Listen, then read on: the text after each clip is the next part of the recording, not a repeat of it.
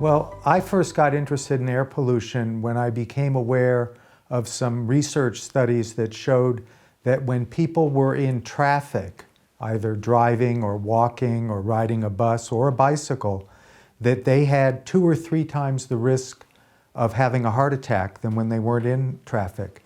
And so that's something that happens it happened within a couple of hours of being saying they were in traffic. So I set up some experimental studies with my colleagues at the Rutgers School of Public Health to see if we could find a biological mechanism that made some sense about how that could happen.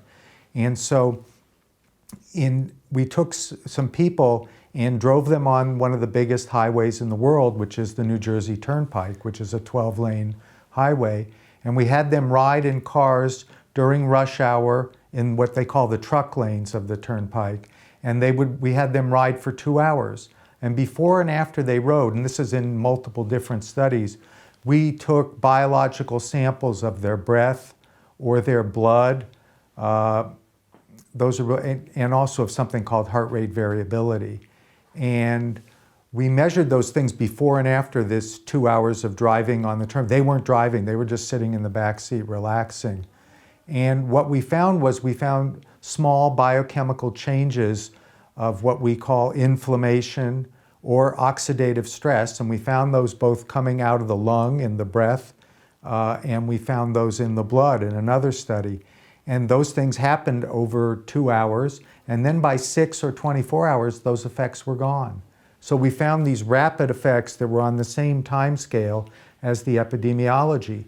And that makes the epidemiology more believable because we have a biological mechanism to explain how something seemingly that fast could occur.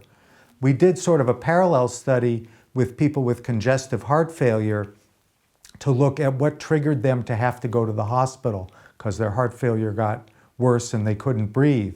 And what we found was that exposure to air pollution could trigger these episodes within less than a day. Wasn't quite as fast as hours for the heart attacks.